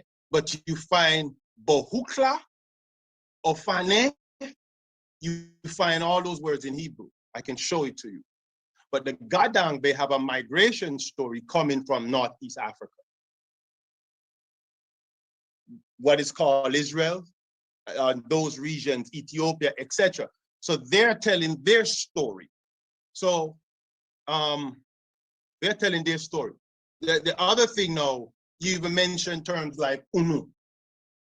Unu is Igbo, and it corresponds to the Hebrew word Anu or Anachnu, and it means us or you all. It's plural.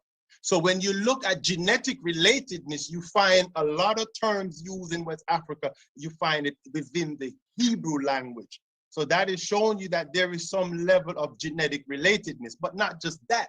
the word bear the same meaning. For instance, you have the word, when in Akan, when you're greeted, they say akwamba. The ba means to come or go. In Igbo, when you say, where were you? You say, me bina Kingston. The bear is coming from ba, right? You find the same word in Hebrew. If I'm calling you as a masculine person in Hebrew, I would say, bo, Garfield. If it's female, I say, boi. But it's all coming from the one root, ba. And the Igbo, the Akan, they all have that ba root, and other Bantu, and other what they call, notice what I said, what they call Bantu languages. So we see the relatedness relative to the language, the genetic relatedness relative to the language, but we see that the words carry the same meaning on a day-to-day level, but also on an esoteric level. My next portion when I come in, I will mention the concept of obia and show you obia in the Torah, in the Tanakh, practiced by the Hebrew, but I will show you the difference. There is a difference.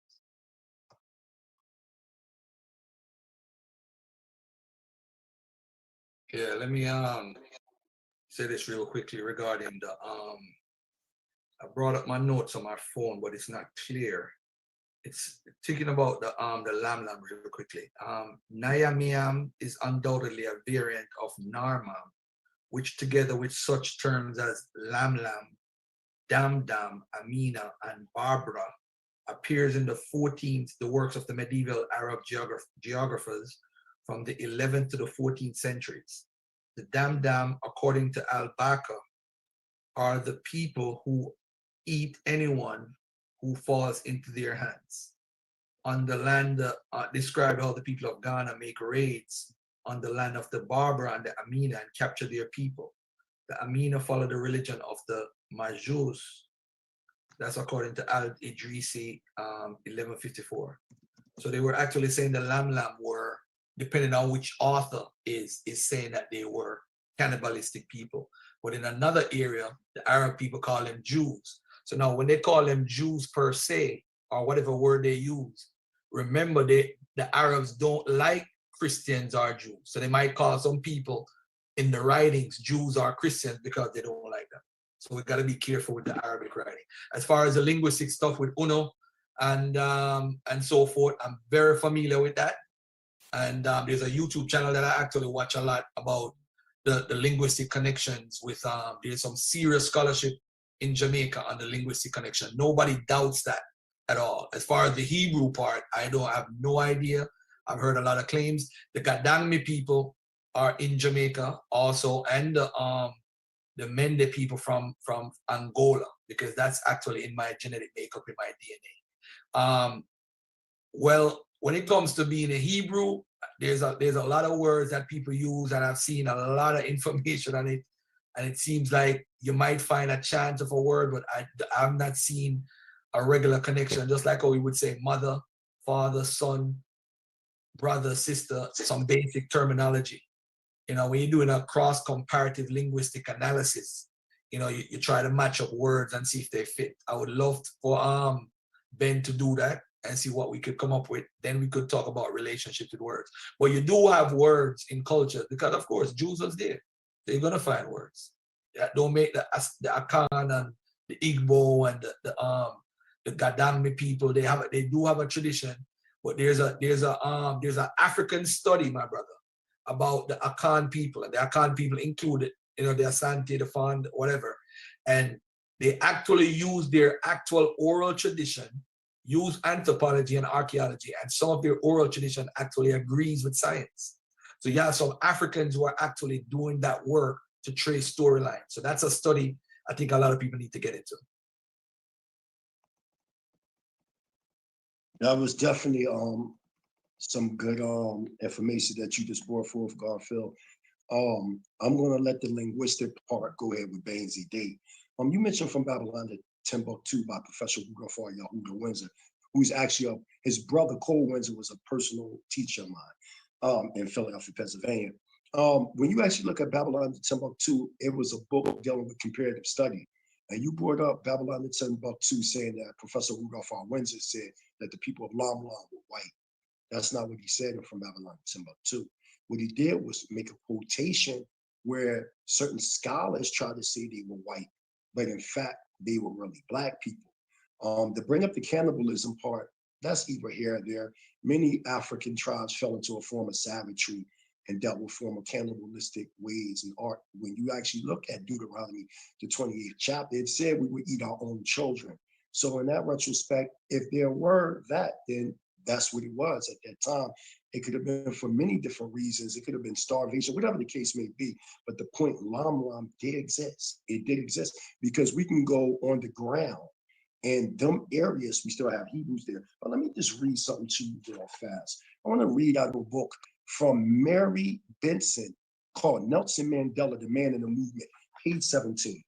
At home, Nelson Mandela as a child heard of more recent events not taught in history lessons of how in 1921, General Smuts, the prime minister, had sent an army which massacred 163 men, women, and children at nearby Barnhart in the Eastern Cape. Members of the Israelite sect, they had refused to move from the common ground on which they were camping.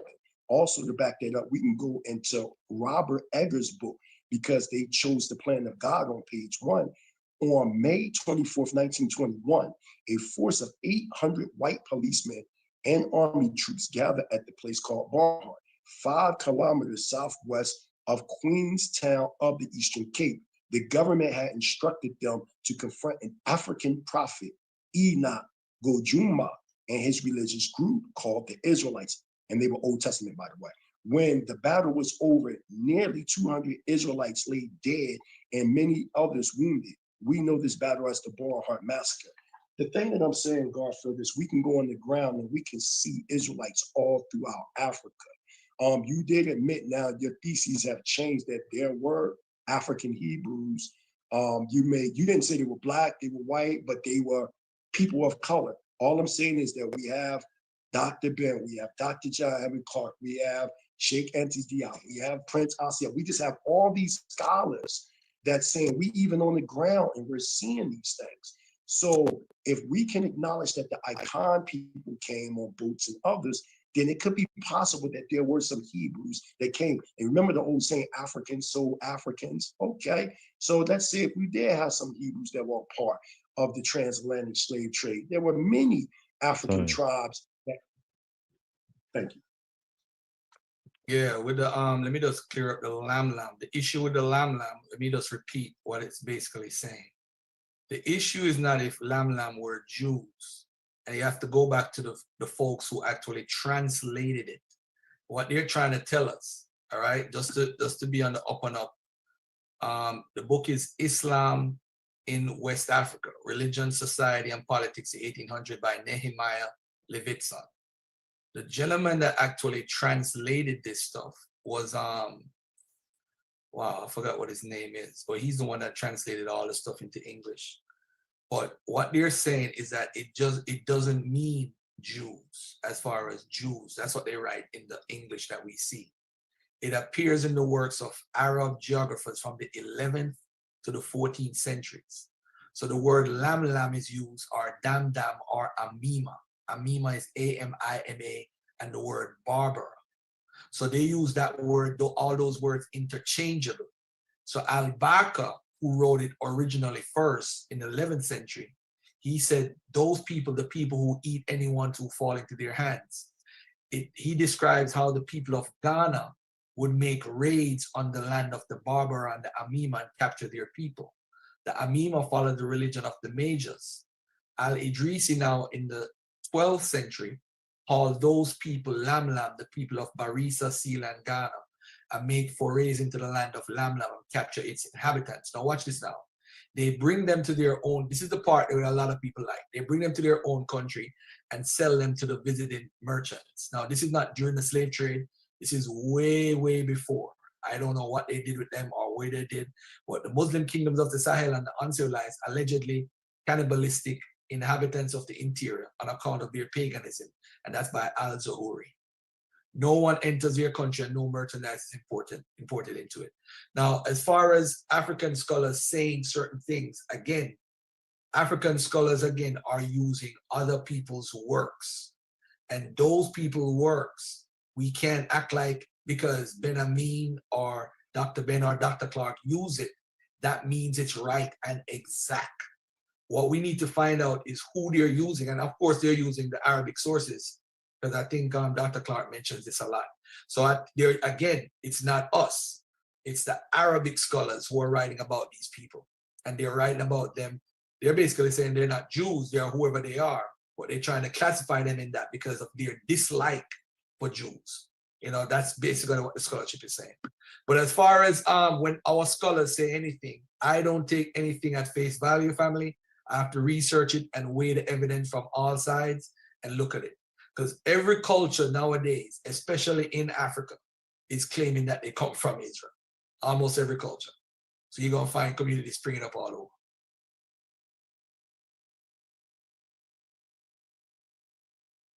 Okay, Dr. Ben, when you, as part of your 3 minutes, I'm going to add on another 2 minutes for you to give your closing remarks, okay? Okay, so we're looking at cultural similarities here. So we see in Ghana, you have the term obia.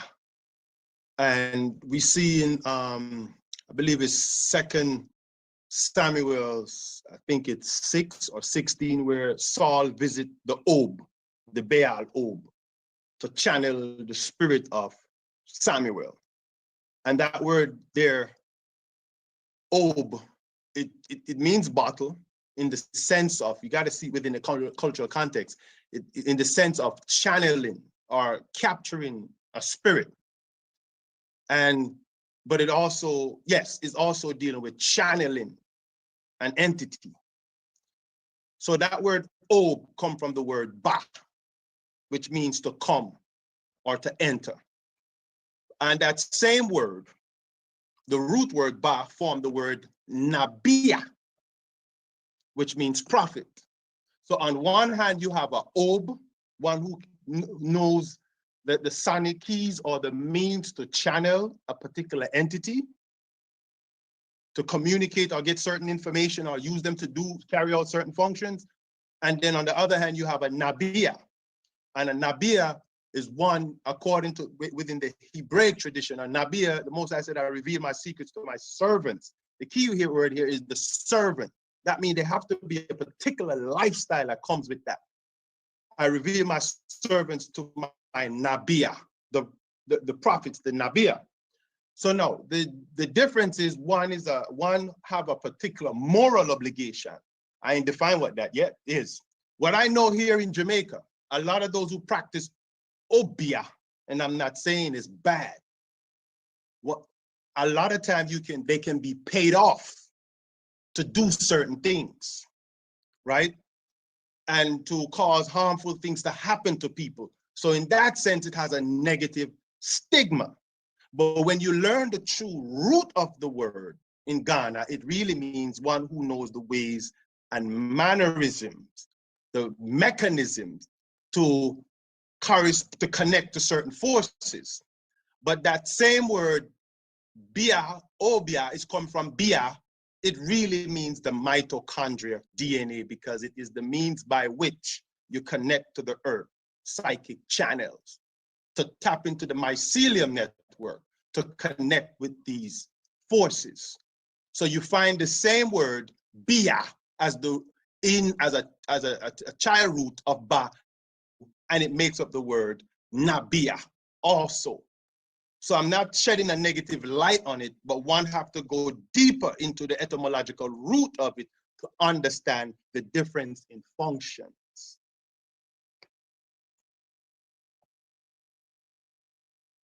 Are you there? Yes, we're here. You've got another 2 minutes in order to close out. I got another 2 minutes? Okay. So I'm gonna quote a little bit from this book, the Okra Complex on Akan cosmology. And the term bia in Ghana is interchangeable with the word ba, which also exists in the Hebrew, means to come. Bere and wa. Bere or ba is a term used for gender specification relative to female. It also means mannerism, ways, and place. There is a cosmological reason why the term bia is used in a feminine context, because it is in reference to the mitochondrial DNA, which is only passed from mother to child. Earth directly communicate with woman directly on the psychic channel by way of the mitochondrial DNA. Providing by the mitochondrial DNA. All right. So just to go a little bit, shed some more understanding on the mitochondria. It is the mitochondrial DNA that powers embryonic genesis and eumelanin production relative to the development of neurotoxic highway that results in the production of cells, tissue, organs, and a fully developed child. And also endow that child with eumelanin melanosome, which is brown. And this brown to black eumelanin endow us eumelanin people to connect with the full light spectrum in order to receive revelations, receive, interpret, and transmit revelation, right? So the Akan system is showing us that those who practice Obia, it is by way of the mitochondria that they have. It is a word that is dealing specifically with the mitochondria DNA and how it functions. And it's the same thing with one who is called a Nabia, a prophet. The difference is the mannerisms. What is the objective? Are you enhancing, liberating, doing the works of the Most High, or are you seeking to harm or control people contrary to their nature? Dr. Ben. So we find both terms bearing the same meaning within the Akan cosmology and what is called the Hebrew cosmology, which to me, it seems one in the same. Yeah, I hear you. Yeah, that's your time, Dr. Ben. No problem. Garfield, would you like to respond to that? Yeah, he said a lot. We got to be careful whenever we talk about linguistics. As I said before, I would love to see his cross-comparative linguistic analysis, so I could actually look at it, because I pretty much know what is required to make that decision. I was actually taught that by a star Imhotep. So we could look at what the comparisons are with 5 basic words. And if you see there's a connection, then you could say, hey, the language is connected. But if we find words that are similar and we throw them out, ba and bia, IAH and whatever, there is a chance of words coming into a language. There is a way that if someone is communicating, like for example, the Bible is full and loaded with Hemitic loanwords. And also in Kemet, there's over 500 loanwords that they have found within the New Kingdom era. So loanwords are possible, but to say they are connected because we are those people, I don't see that. There is a connection where you could form a genetic connection with the actual text. As far as words is concerned, you can have a genetic connection. But what about our genetics though? Our DNA, our mitochondrial and our Y-DNA. It actually could tell us where we're from and from different areas. It just so happens, esoteric, that the DNA is saying that these people have been in West Africa for over 8,000 to 10,000 years. So our genetic markers were actually, it was mutated in West Africa. So that's a way how we could tell if we're actually Israel or not. Another way is sickle cell. The sickle cell trait originated 7,000 years ago in West and Central Africa. And guess what? Those people migrated all over the world. Everywhere where there's sickle cell, it actually originates from the Benin haplotype or the Cameroon haplotype. And what happened is in Jamaica, 10% of every Jamaican right now have sickle cell. 10% of every African American have sickle cell. 10% of every Black person in the UK have sickle cell trait, not sickle cell trait. So that is a marker showing where the people come from. If you go to Brazil, where most of the slaves went, they have the sickle cell trait at 10% too. And what happened is, say for example, my first son, I have the trait and his mom have the trait. They tell us when we're growing up in Jamaica, what? We're not supposed to have children together. And guess what? My son doesn't have it. So he's like an anomaly, because two people who parents who have it normally pass it on to the child. And guess what? So the reason why there's everywhere the slaves went, there's a sickle cell trait going on. So we could trace where we come from based on the sickle cell trait. And guess what? Sickle cell trait is in Egypt. It's in Italy. It's in Greece. But when you look at those areas, they have the African Benin haplotype. They traveled all the way, Africans travel all the way and mix with those people because it's the same haplotype from at least 7,000 years ago. They say it could go up to 19,000 years ago. And guess what? Guess what's the dagger in all of this? They all come from people with E1B1A. So that's telling me Western Central Africans are Western Central Africans. They have nothing to do with Israel. And this is what science does. It carried the marker of the sickle cell as a way of telling us, wherever you see these people with this sickle cell trait, and the people might say, I don't have a sickle cell, of course, like my son, but his parents had it. He don't have it. He got locked up. So we know who we are. Now, did people who practice the Israelite tradition mix with Africans? Yes. But what we are West and Central African. And sickle cell trait is the key to understanding. This is why I know that we're not from Kemet either. This is why I know we're not from Ethiopia either, so-called Ethiopia today. This is why I know that. So we can parlay and put, you see what's key is Ben has the linguistics, I have history, I have archaeology, but I also have genetic information. We have E1B1A, and we have sickle cell trait. Now, a lot of these guys who come out with genetic markers, they say, well, Dr. So-and-so came out and said that the E1B1A is Shem and E1B1B is Ham, or the other way around, or vice versa. No. E1B1A, according to science, has been around for over 40,000 years. How much time I got left, my brother? I didn't see that a while ago. Oh, I'm done? All right, thanks. So, Prince Charles Dean, would you like to close out? Hey, I gotta jump off, beloved. Beloved, I gotta jump off. Okay. Esoteric, you heard me? I heard you. I gotta jump off. Peace and love. Hey, again. That was a good, that was definitely a good presentation that you brought forth, Garfield. One of the things I want to do with the E1B1A is I have something here